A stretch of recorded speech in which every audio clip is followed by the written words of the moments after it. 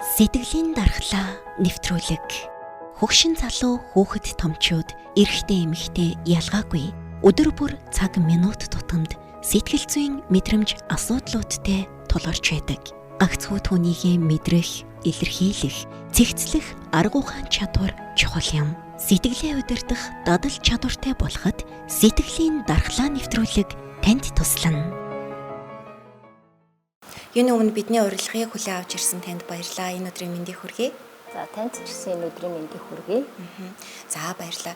Тэгэхээр сэтгэлийн дархлаа, сэтгэл зүйн боловсрол мэдлэгийг эрэгтэй толгох зорилготой энэхүү ярилцлага нэвтрүүлгийн маань 2 дахь дугаарт өнөөдөр таныг бид урьж оролцуулж байгаа. Тэгэхээр та бүхэн ярилцах сэдв бол гамшигын үеийн сэтгэл зүй эрэгтэйд ер нь гамшигын үед сэтгэл зүйн ямар ойлголт мэдлэг мэдээлэл хэрэгтэй байх вэ? Аливаа гамшиг, аюул, эрсдэл үүсгэхэд хүний сэтгэл зүйд ямар нөлөө үзүүлдэг вэ? Түүнийг хэрхэн даван туулах уу гэдэг тал дээр эрэгтэйд мэдээлэл зөвлөгөө хүргэх юм байгаа. Ер нь гамшигын үеийн сэтгэл зүй гэдэг дээр бид ямар ерөнхий ойлголттой байх ёстой вэ? Гамшигын үеийн сэтгэл зүй гэж ер нь юу вэ гэдгийг та товчхон тайлбарлаж өгөөч. За гамшигын сэтгэл зүйг ярихаас өмнө эхлээд бид нар Монгол байгаа Улаанбаатар ч юм уу эсвэл бид нэр ерөөсөө гамшиг гэж юу юм бэ гэдгийг ойлгох хэрэгтэй. За нэгэн зэрэг олон хүний эрүүл мэнд, амьдрал үнэт зүйлийг сүрүүлэх, гарц хохирол учруулах боломжтой. Тэгээд урдаас мэддэггүй цаг хусын гай гамшигыг л бол гамшиг гэж нэрлэж байгаа. Гамшиг нь болохоор байгалийн ямар зүйлээс үүсэж байна гэхээр байгалийн давтагдшгүй гамшигт үзэгдэл хүний үйлдэлтэй гамшигт үзэгдэл гэж хоёр бол авч үздэг. Гамшиг байгалийн гамшигт үзэгдэл гэхээр манай Монгол орнд тохиолдоод байгаа зууд бас цасан болон шоргоон шуурга цөлжилт ган энийг бол байгалийн гамшигт үзэгдэл гэж байгаа.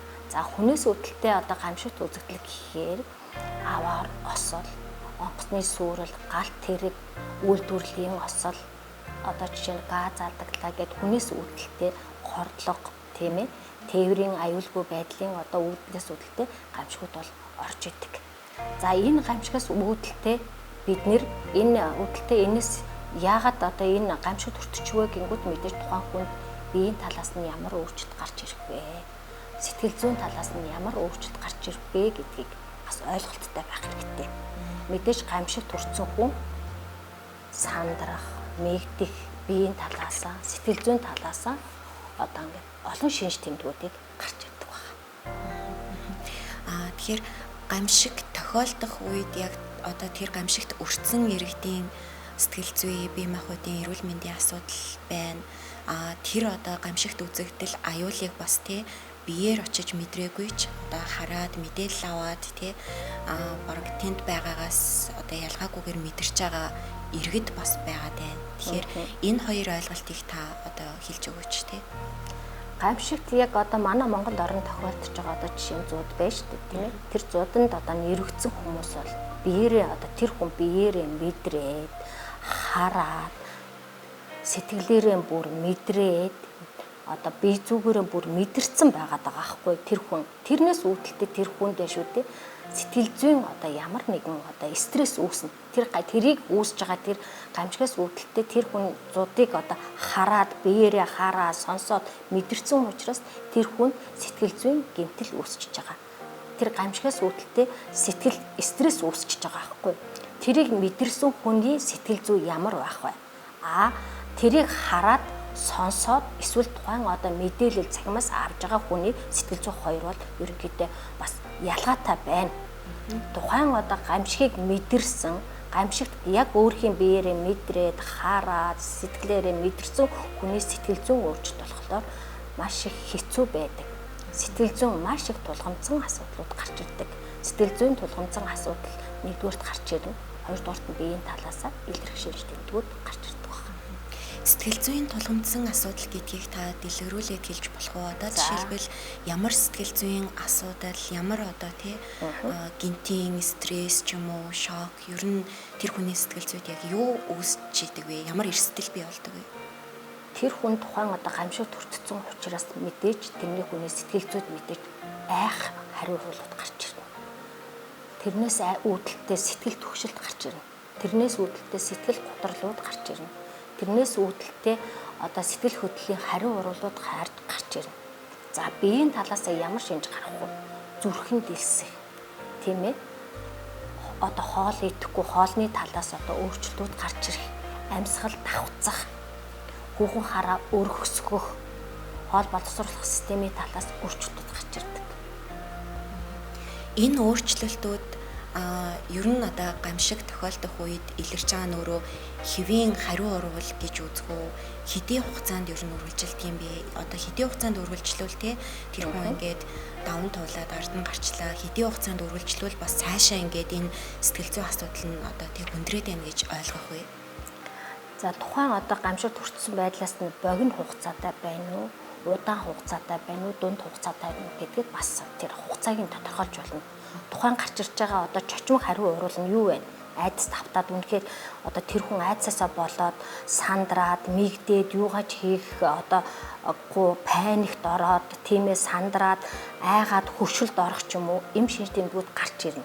Тэрнээс урьсан сэргийлэхийн тулд тэр тухайн хүнд одоо тэр цочмог одоо хариу урвалууд нь яг үнэхээр чочмог одоо байгаад байгаа тэрийг удаан хугацаанд үргэлжлэхгүй гэдгээс шалтгаалаад тэр хүндээ сэтгэл зүйн тусламжийг үзүүлж болно. Тэр гамшигт хүртсэн байгаа тэр хүн өөрөө нүдэрээ биеэрээ мэдэрсэн байгаа даа да. Тэгэхээр тэрэндээ өгж байгаа хариу урвалууд байхгүй юу?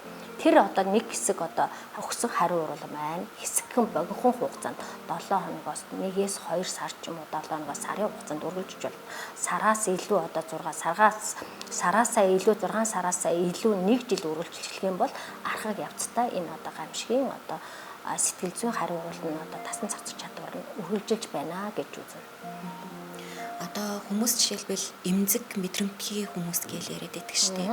Ер нь аливаа хит хүн дээр тусгаж аваад байдаг ч гэдэг юм уу нэг ийм ойлголт байдаг. Тэгэхээр ямар одоо тий хүмүүс одоо аливаа энэ эрсдэлт ер нь илүү ингээд өртөмтгий ч юм уу тэр зүйлийг ер нь хүн дээр хүлээж авах хандлагатай байдаг вэ?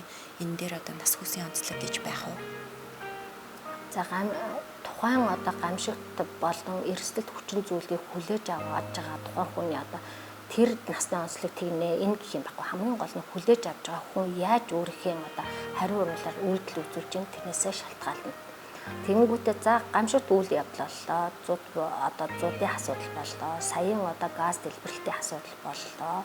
Тухайн одоо орчинд байсан хүмүүс тэр хүмүүс бие сэтгэлээрээ мэдрээд одоо ямар нэгэн одоо эргэтэн системээр ч юм уу сэтгэлээрээ хохирсон хүмүүсүүд байна. Гэтэл тэр одоо гамшигт үйл явдлыг одоо бид нэр одоо холын зайнаас тийм ээ ямар нэгэн одоо мэдээлэл одоо цахим ертөнцөөс цэрийг авж байгаа хүмүүсийн одоо гаргаж байгаа хариу үйлдэлүүд нь янз бүр байна.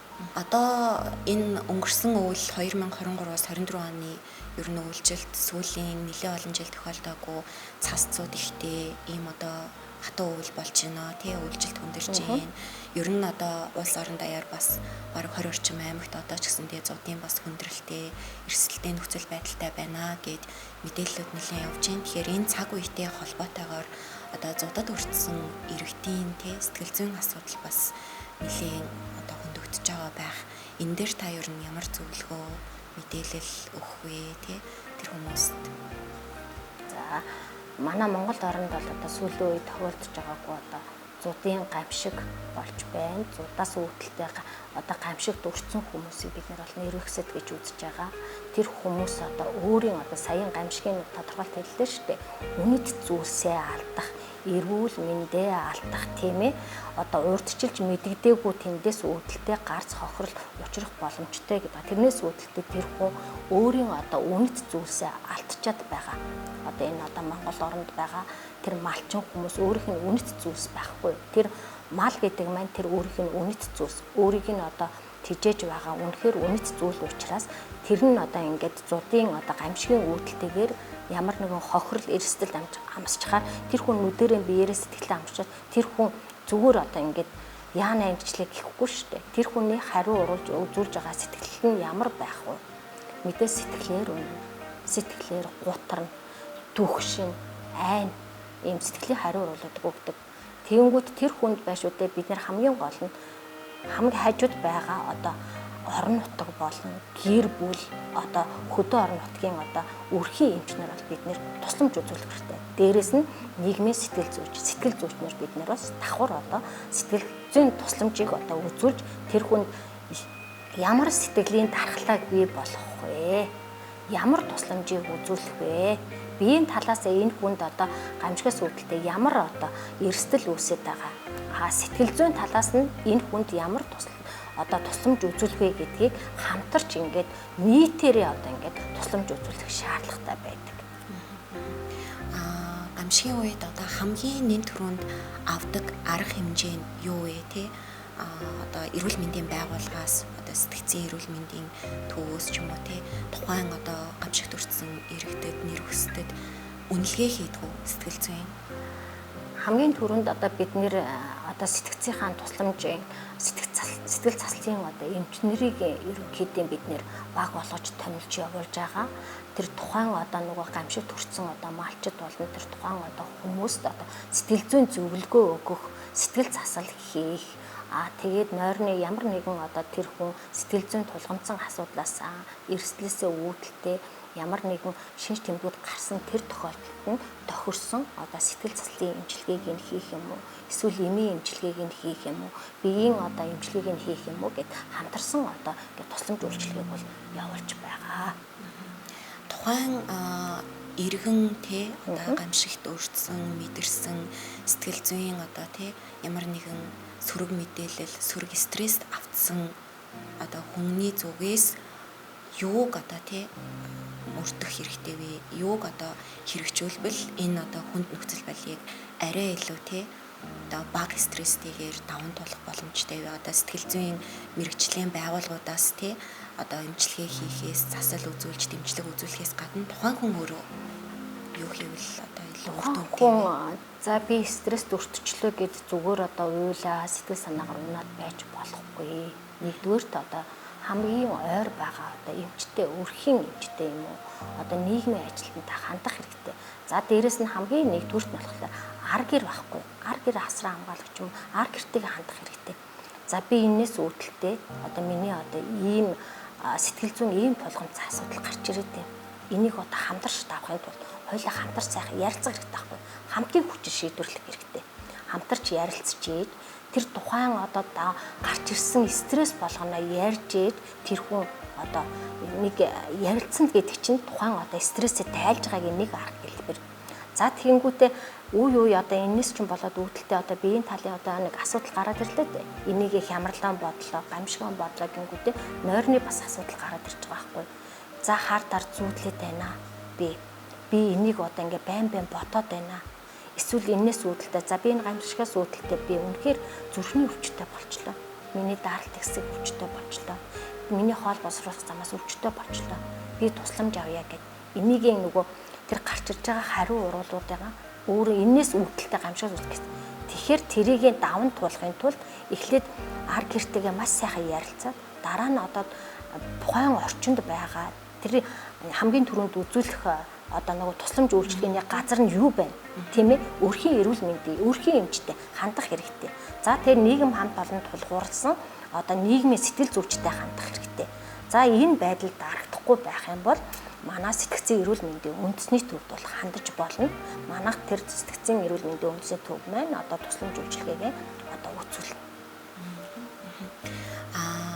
Түрүүн ярилцлагынханд хоёлаа дурдсан одоо гамшигын үеийн мэдээллийг те хүмүүс ингээд шууд одоо утсаараа бичээд ч юм уу өөрсдөө ингээд дамжуулж гин ер нь одоо нөгөө захим одоо хэрэглээ тий хөгжиж байгаатай холбоотойгоор зөвхөн хэвлэл мэдээллийн байгууллагаар хязгаарлагдахгүй байна л да. Хувь хүн бүр өөрсдөө бараг тий мэдээлэгч болж гин ингээд маш олон юм замбраагүй маш олон мэдээллийн урсгал донд хүмүүс бас айдас тавтаад байгаа шүү гэн.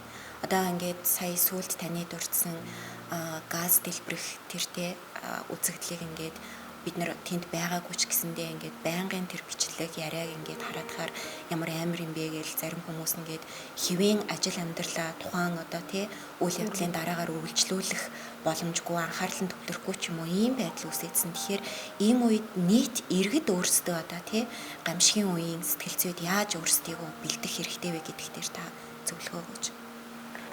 Гамшиг маань одоо байгалийн давтарчгүй хүний үйлдэлтэй холбоотой гэдэг. За өөрөө чи хэлсэнчлэн саяын газ дэлбэрт боллоо. Хүү одоо цахим одоо мэдээлэлтэй холбоотойгоор хүмүүс айгүйх одоо мэдээллийг бол цацсан байгаа. Тэр тухайн хүн яаж хүлээж авна тэрүүгээр тэр үйлдэлийг хариу үйлдэлийг одоо сэтгэл хөдлөлөөр гаргаж авахгүй. Тийм болохоор бид нэр ерөөсөө гамшиг гэж юу юм бэ? Албан одоо бид нар төрийн албанд ажиллаж бай, хувийн албанд ажиллаж бай. Ер нь бид нэр гамшиг гэж юу байдгийг, гамшигын эрсдэл гэж юу вэ? Тэрнээс урьсан сэрэг байгууллага болгон гамшигын эрсдлийн багтаа төлөвлөгөөтэй тэрийг хэрэгжүүлдэг сургалт сурталчилгаа явуулсан гамшиг гарвал бид нэр яаж урьсан сэргийлэх вэ? Биеийн хувьд юу бэлдсэн байх ёстой вэ? Сэтгэл зүйн хувьд юу бэлдсэн байх вэ? Байгууллага юуг нь бэлдсэн байх ёстой вэ гэдэг юмыг бид нэр бүгд ерөөсөй ойлголттой байх ёстой. Тэнгүүтээ зөвхөн одоо нэг юм гарангуут одоо тэрийг хүмүүс өөрийнхөө сэтгэл хөдлөлөөрөө аваад цахим орчиндөө шууд сэтгэл хөдлөлөөрөө тавиад байж болохгүй. Яагаад гэвэл тэр тухайн хүлээж авч байгаа хүмүүсийн одоо хариу үйлдэл, хариу урвалууд нь янз бүр байдаг. Тэнгүүдэл одоо мэдээ цахим мэдээлэлээр ингээл шеэрлэл явуулаад байгаа шүү дээ. Гэтэл тэр хүмүүсийн одоо нөгөө хүлээж авч байгаа хүмүүсийн хариу урвалууд нь янз бүр байсан мэт. Өөрөө бас хит их дэврүүлж бодоол, хит их одоо дэвэргэж хөөргөөл, эсвэл одоо нөгөө нийгмийн харилцаа гэж чинь одоо нийгмийн одоо тулгамцсан асуудал гарч ирэнгүүт нь төрхирсэн буруу одоо нөгөө төрх үйл одоо жишээ нь манай одоо эмнэлгийн хэллээр одоо сэтгэл хөдлөлийн хариу урвалуудыг буруу үйлдэлээр гаргаж ингээд олон нийтэд цацж байгаа байхгүй юу. Тэгэхээр бид нэр гамшигын байгууллага болгон гамшигын одоо багтай байдаг, гамшигын одоо төлөвлөгөөтэй байдаг, эрсдлийн одоо төлөвлөгөөтэй байдаг, тэрэндээ сургалт хийсэн, хүмүүстэй мэдээлэлсэн, дадлагжуулсан ийм мэдээлэлтэй байж бид нэр энэ ямар нэгэн одоо байгалийн болон одоо хүний үйлдэлтэй гэд одоо хоёр одоо хүчин зүйлээс гарч байгаа энэ гамшиг эрсдлийг бид нэр ойлголттой байх юм бол нэрэн бид нэр одоо энэ одоо гамшиг гардгийг бид нэр ингэж дадлах хийж исэн. Сэтгэл зүйн одоо сэтгэл зүйгээ яаж хуваарлах вэ? Энд бид нэр сандарч мэгдэхгүй юм байна. Энээс сэргийлэхийн тулд яах вэ гэсэн ойлголттой байх юм бол бас хүн болгон сэтгэл хөдлөлийнхаа хариу үйлдэлээр шууд олон нийтэд цацаад байхгүй. Хамгийн гол нь бид нэр өөрсдөө манай Монголд гардгүй юм шиг л байгаад байдаг юм шиг боловч яг үнэндээ үе үйл ингээл байгалийн татваршгүй одоо гамшиг гардаг штэ. Үер болдог тийм бидтэй. За жишээ нь одоо тэр хөдөө орнот тийм баалын газар хөдөллөө гэлдэгдэг штэ. Тэгэл ерөнхийдөө л ингээд сонсоод байгаа юм шиг мөртлөө манай монголчуудын нэг одоо тийм сонин зам байдаг. Ингээл нэг хандлаганч гэх юм уу одоо нэг орхио сонсоол хаяа явчихдаг. Гэтэл хувь хүн одоо дижитмаа би мэдээж гамшиг төртүүл яах вэ? Газар хөдлөл яах вэ? Газар хөдлөл би хувийн бас бэлтгэлээ хангасан байх ёстой тийм ээ. Тэгээд за газар хөдлөлөө одоо энэ байшин барилга одоо хөдлөнгүүт миний гэрд одоо ямар одоо гамшигийг одоо бэлдсэн ямар баримт байна, ямар юм цүнх байна тэрийг бид аваад гарах жишээ нь юм уу? Тэрэндээ бод бидний цохих хэмжээний одоо мэдлэг мэрэгчлээ байгаад тэрэндээ дадлагчсан одоо тухайн ойлголттой байж эрсдлийг даван туулах чадвартай байх ёстой байхгүй юу? Тэгэхээр манай монголчууд өөрсдөө одоо сэтгэлийнхаа хөдлөөр энэ гамшиг гэдэг юмыг хүлээж авч болохгүй. Нэгдүгээр, хоёрдугаарт нь гамшиг гэж яг нэр юу юм бэ энийг гэж үнэхээр сайн ойлгох хэрэгтэй. Тэр гамшигаас үүдэлтэй сэтгэл зүйн хариу урвалууд нь үнэхээр хэцүү байдгийн биш үү? Энийг яаж даван туулах вэ? Биеийн талаас ямар зовир гарч ирээд байдэм бэ? Энээс үүдэлтэй сэтгэл зүйн хариу урвал нь үнэхээр бид нэр энээс үүдэлтэй айдастай болчих юм уу? Сэтгэл түвшилтэй болчих юм уу? Сэтгэл гутралтай болчих юм уу? Энэ нь хэр удаан үргэлжлэх вэ? Энээсээ болоод хоёр төгчоор ингээд сэтгцийн өвчин тусчих вэ гэдэг юмыг маш сайн урьсан сэргийлж энэ гамшигын одоо эрсдэлт хүчин зүйлүүдийг бид нэр ерөөсөө байгууллага, хамт олон бүгдөө л энэнд бүгдөө л мэдээлэлтэй тэг хандлага өөрчлөх ёстой байхгүй юу? Монголчууд бид зөвхөн нэг л газар тохиолдоод байгаа биш байхгүй юу? Хизээч журчиж болшгүй байгалийн давтагдшгүй одоо гамшиг гэдэг бол одоо мдээгүй одоо байхад гар цохрол учруулах боломжтой гэж хэлээд байгаа шүү дээ. Тэрийг л бүгдөө ойлгож л дээ. Тэрний эсрэг бүгдөө нэгдээд бүгдөө нэг ойлголттой болоод хандлагаа өөрчлөөд эрсдэл гаруул явах бай, гамшиг гаруул явах бай. Тэрэнд одоо бие болон сэтгэл зүгээ бэлтгэх ёстой юм байна гэдэг мэдээлэлтэй байх нь зөв юм болов уу гэж боддгоо шүү дээ. Одоо эмчээ тэдэн жилийн өмнө нэг тийм одоо хэцүү зүйл тохиолдоод тэгээ тэрнээс хойш би одоо ингээд машин барьж чадхаа явчихсан ч гэх юм уу тий. Одоо хөдөө замд явж байгаад машинтай ингээд аваарт ороод ч юм уу тий машин барихаас айдаг болчтой. Эсвэл одоо ингээд онгоцонд нисэж агаад тий ямар нэг тийм асуудал үүсгээд би ингээд онгоцон суухаас айдаг гэд ингээд ийм нэг айцтай болцсон хүмүүс байгаад идэг. Энэ ингээр урт хугацаанд тэр хүнд ингээд айдсын эмгхийг бий болгоцсон байна гэж үзэх үү? Энийг өрнө одоо тий мэрэгжлийн хүнд хандаад засал эмчилгээ хийлгээд тухайн айцыг даван туулах боломжтой юу? За тухайн одоо тэр үүссэн айдсаа уг нь тухайн үедээ тэр хүн бол одоо би ийм айдастай болчлоо гэд мэрэгжлийн манай одоо жишээ нь одоо сэтгэл зүйч юм уу, манай сэтгцэн эрүүл мэндийн үндэсний төвд ч юм уу, мэдээллийн утас 1800 2000 ч юм уу бас өөрийн одоо тусламж авахын тулд энэ хүн өөрөө одоо санаачилж ярих ёстой байсан баг. За тэгэнгүүтээ мэдээж энэ одоо эн чинь тухайн үедээ үүсчээд дараа нь одоо энэ хүнд ингээл энэ айцсан бодоол байсаар агаад олон жил болоод эн чинь нөгөө түрүү богино хугацаатай юм уу? Чочмог одоо богино үеийн чочмог хугацаатай явагдаад байна уу? Дунд хугацаатай явагдаад байна уу? Архаг удаа хугацаатай явагдаад байна уу гэдгээсээ шалтгаалаад байгаа хгүй. Тэгэхээр энэ хүн олон жил болчлоо. Тэгэхээр нөгөө нэг харахыг явцтай болчихж шүү дээ тийм ээ. Тэр нөгөө олон жил байгаа л дэс үргэлж нөгөө тгээ за ингүүл яана ингэчүүл яана гэсэн нөгөө айц нь байнгын одоо нөгөө бодогдоод ялгүй зовлонд бодол гэдэг юм бий болчиход байна да. Тэгэхээр тэр хүн тэр одоо бодлоосоо салахын тулд одоо сэтгэл заслын эмчид хандах хэрэгтэй. Манай сэтгцэн эрүүл мэндийн тусламж үйлчилгээг авах ёстой. Яагаад энийг дахин бодоод байна вэ? Яагаад энийг ингээл явж байгаа л энд ингээл машин барихаар ахаад ингэдэг айдас үүсчихвээ гэсэн одоо тэр айдасаа салж чадахгүй байгаа даа шүү дээ. Тэрийг салахын тулд одоо манай сэтгцэн эрүүл мэндийн үндэсний төв одоо үзүүлж тусламж авах ёстой. Дээрээс нь манайх тухайн одоо сэтгцэн эрүүл мэндийн төвд хандлаа, гамшиг зодонд өрцөнж бай, бусад одоо сэтгэл зүйн гэмтлүүдж бай. Тэр хүмүүст одоо тусламж үйлчилгээг бололцоотой. Тэгээд дээрээс нь сэтгэл заслын эмчилгээг хийх бүрэн боломжтой байдаг.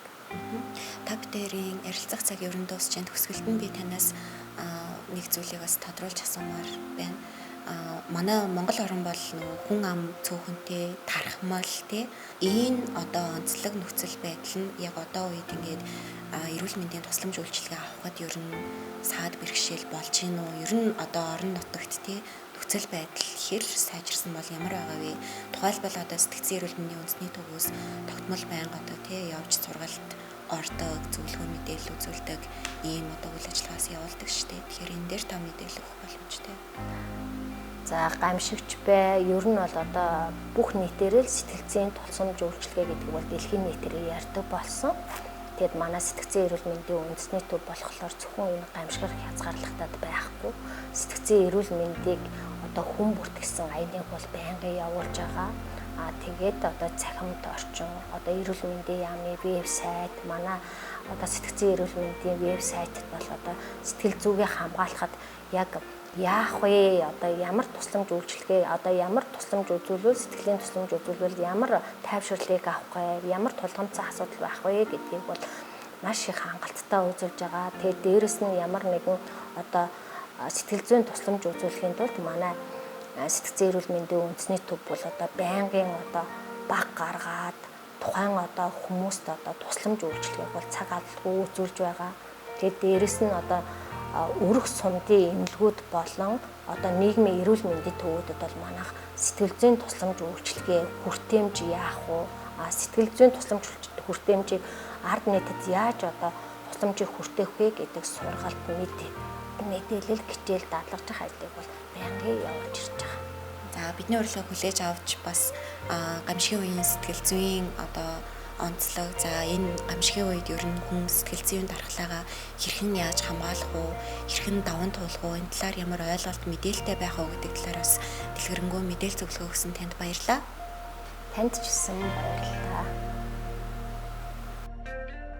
Хамтрагч